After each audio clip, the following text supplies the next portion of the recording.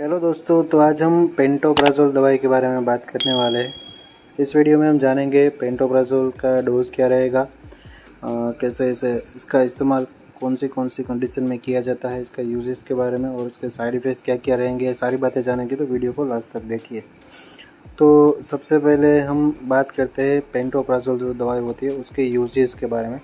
तो जो पेंटोप्राज़ोल होती है वो एक एंटासिड दवाई होती है जो कि गैस, एसिडिटी जैसी समस्याओं में काम ली जाती है। ये क्या करती है, एक प्रोटॉन पंप इन्हिबिटर होती है जो कि हमारे स्टमक में एसिड का सिक्रीशन होता है, एसिड का जो प्रोडक्शन होता है उसको ये कम कर देती है और उससे हमें एसिडिटी की समस्या में राहत हो जाती है।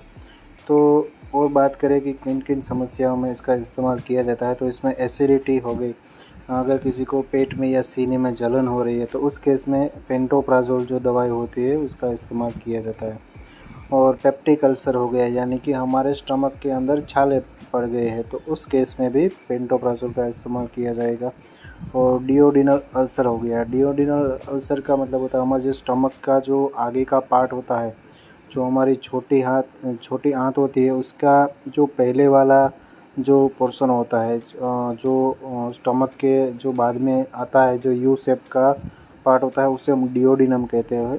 उसमें भी अगर छाले पड़ गए हैं तो उस केस में भी इसका इस्तेमाल किया जाता है। साथ ही में अगर डिओडिनल अल्सर हो गया है और वो एच पाइलोरी इन्फेक्शन की वजह से हुआ है, एच पाइलोरी हेलिकोबैक्टर पाइलोरी नाम के जो बैक्टीरिया होती है, अगर उसका इन्फेक्शन हो गया है हमारे आंतों में या हमारे स्टमक में या तो फिर हमारे डिओडिनल पार्ट में और उसकी वजह से वहाँ पर छाले पड़ गए हैं, अल्सर्स बन गए हैं, तो उस केस में भी इसका इस्तेमाल किया जाता है। और साथ ही में गर्ड में इसका इस्तेमाल किया जाता है, जो गैस्ट्रोइसोफेजियल रिफ्लक्स डिजीज़ होता है। उसमें क्या होता है, ये हमने डिटेल में रेनिटिडिन वाला जो वीडियो था उसमें एक्सप्लेन किया था। इसमें क्या होता है कि जो हमारा जो गैस्ट्रिक जूस होता है वो बार बार हमारे जो अन्न नलिका होती है उससे होते हुए हमारे गले तक, खाना गले तक फिर से वापस आता है और उसकी वजह से खट्टी डकारें आती है या फिर वहाँ पर बर्निंग सेंसेशन रह सकता है।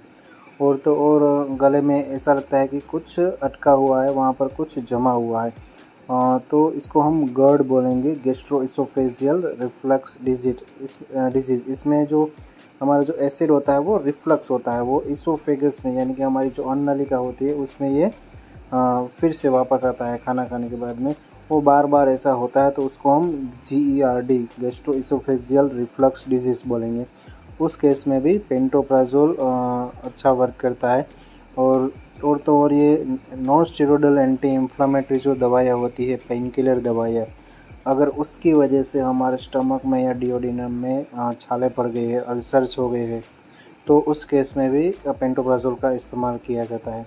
क्योंकि जो NSAID दवाइयाँ होती है, जो पेन किलर दवाइयाँ होती है, उसकी वजह से हमारे जो पेट में हमारे जो स्टमक होता है उसमें एसिड का सिक्रीशन बढ़ जाता है, तो उसकी वजह से उसमें छाले पड़ जाते हैं, तो उस केस में भी पेंटोप्राज़ोल का इस्तेमाल किया जाता है। और तो और जोलिंगर एलिसन सिंड्रोम, इसके बारे में भी हमने रेनिटिडिन वाले जो वीडियो थी उसमें हमने बात की थी कि उसमें जो हमारा पेंक्रियाज होता है उसमें उसमें गांठें बनने लगती है और ट्यूमर बनने लगते हैं और उसकी वजह से जो गेस्ट्रिन जो एक हार्मोन होता है उसका सिक्रीशन बढ़ जाता है और उसकी वजह से हमारे स्टमक में या डिओडिनल पार्ट में छाले पड़ने लगते हैं। उसको हम जोलिंगर एलिसन सिंड्रोम बोलते हैं। तो उस केस में भी पेंटोप्राज़ोल का इस्तेमाल किया जाएगा। तो इन सारी कंडीशन में इन शॉर्ट में हम बात करें तो इसमें हुआ ये होता है कि हमारे स्टमक में एसिड का सिक्रीशन बढ़ गया होता है और उसकी वजह से हमारे पेट में जलन, सीने में जलन, हाथों में जो डिओडिनल पार्ट में या तो फिर स्टमक के पार्ट में अल्सर्स यानी कि छाले पड़ जाए, उस वजह से वहाँ पर दर्द भी रह सकता है और जलन भी रह सकती है। और तो और एसिड रिफ्लक्स के केस में ये पेंटोप्राज़ोल का इस्तेमाल किया जाता है। और अब हम बात करते हैं कि इसका डोज़ क्या रहेगा, इसका डोज़ बच्चों में क्या रहेगा और अडल्ट्स में क्या रहेगा। तो इसका जो अडल्ट डोज़ होता है वो है 20 टू 40 मिलीग्राम की जो टेबलेट आती है वो BID बिफोर मील, यानी कि दिन में 2 बार खाना खाने से पहले हम दे सकते हैं, 20 से लेकर 40 मिलीग्राम तक। अगर सीवियरिटी उतनी ज़्यादा नहीं है तो 20 मिलीग्राम की टेबलेट दी जाती है। पेंटोप 20 करके भी आती है, वो टेबलेट दी जाती है। वो खाना खाने से पहले सुबह शाम या तो फिर दिन में एक बार ऐसे ये दी जाती है। और अगर 20 मिलीग्राम की टेबलेट से अच्छा नहीं हो रहा है या तो फिर सीवियरिटी बहुत ज़्यादा है, तो उस केस में डॉक्टर्स 40 मिलीग्राम की टेबलेट आती है वो प्रिस्क्राइब करते हैं, पेंटोप 40। और भी मार्केट्स में ब्रांड्स आते हैं जैसे कि यूनिसन की आती है, पीपीसन, वो भी ये पेंटोप्राजोल होती है। तो और भी ब्रांड्स हो सकती है, तो आप अपने हिसाब से कोई भी ब्रांड देख सकते हो जिसमें कंटेंट रहता हो पेंटोप्राजोल, जो कि एक एंटासिड दवाई होती है। और चिल्ड्रंस में बात करें तो चिल्ड्रंस में 5 साल से छोटे बच्चे हैं और उसका ओरल डोज के बारे में हम बात करें तो 5 साल से अगर छोटा बच्चा है, 5 साल से अगर बड़ा बच्चा है तो उसके लिए इसमें डोज बताया है। तो 5 साल से अगर बड़ा बच्चा है और उसका वेट जो 15 केजी से लेकर 40 केजी है, तो उस केस में उसको 20 मिलीग्राम दिन में एक बार ऐसे वो 8 हफ्ते तक हम चला सकते हैं। 20 मिलीग्राम की जो टेबलेट आती है वो दिन में एक बार सुबह खाना खाने से पहले। और अगर बच्चे का वेट है वो 40 किलोग्राम से भी ज़्यादा है, तो उस केस में हम 40 मिलीग्राम दिन में एक बार उसको दे सकते हैं। वो भी हम 8 हफ्ते तक चला सकते हैं। देखो, मैं पहले ही ये क्लियर कर देता हूँ कि हमें अपने आप से तो कोई भी दवाई नहीं लेनी, लेकिन फिर भी अगर एसिडिटी ऐसा सिम्टम्स देखने को मिलता है तो आप ये एक आध दो बार अपने आप से दे सकते हो, लेकिन बाद में आपको डॉक्टर्स की सलाह से ये दवाई लेनी चाहिए। तो ये उसका डोज दिया, 15 से 40 केजी का बच्चा है तो उसको 20 मिलीग्राम वाली टेबलेट दिन में एक बार, और अगर 40 किलो से ज़्यादा वेट का बच्चा है तो उसको 40 मिलीग्राम की टेबलेट दिन में एक बार, ऐसे लगातार 8 हफ्ते तक चलाए जाते हैं। और बहुत लंबे समय तक ये चलाने से इसकी वजह से आयरन डेफिशिएंसी या तो फिर विटामिन B12 की डेफिशिएंसी हो सकती है, हमारे शरीर में खून की कमी हो सकती है, तो उसको बहुत लंबे समय तक अपने आप से तो कभी भी नहीं लेनी चाहिए। अगर आपको कोई छोटी बड़ी दिक्कत होती है, एसिडिटी, गैस, सीने में जलन या एसिड रिफ्लक्स की, या फिर पेट में छाले है, तो आप दिन में एक बार 40 मिलीग्राम की टेबलेट ले सकते हो अगर आप अडल्ट हो तो। अदरवाइज़ आपको पहले ये ऐसा 1 या 2 दिन ले सकते हो, लेकिन इससे आपको रिलीफ नहीं मिलता है तो आपको अपने डॉक्टर्स को दिखाना चाहिए, उसके बाद ही ये टेबलेट आपको लंबे समय तक चालू रखनी चाहिए। अब हम बात करते हैं इसकी साइड इफ़ेक्ट्स के बारे में। तो इसके साइड इफ़ेक्ट्स में कुछ खास साइड इफ़ेक्ट्स नहीं, कुछ कॉमन साइड इफ़ेक्ट्स है जैसे कि हेडेक रहना यानी कि सिर दर्द रहना, और तो डायरिया यानी कि बार बार दस्त लगना, डिजीनेस यानी कि थोड़ा चक्कर जैसा रहना, ये सारी कुछ कॉमन साइड इफ़ेक्ट्स हो सकती है। और तो और विटामिन B12 की डेफिशिएंसी हो सकती है, जैसे कि हमने पहले ही बात की कि जो एसिड का सिक्रेशन ये बहुत ही कम कर देती है, पेंटोप्राजोल होती है वो हमारे स्टमक में, तो उसकी वजह से जो विटामिन B12 है वो सही से एब्जॉर्ब नहीं हो पाता, और उसकी वजह से हमारे शरीर में विटामिन B12 की कमी हो जाती है।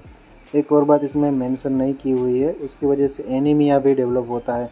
एनीमिया का मतलब होता है हमारे शरीर में खून की कमी।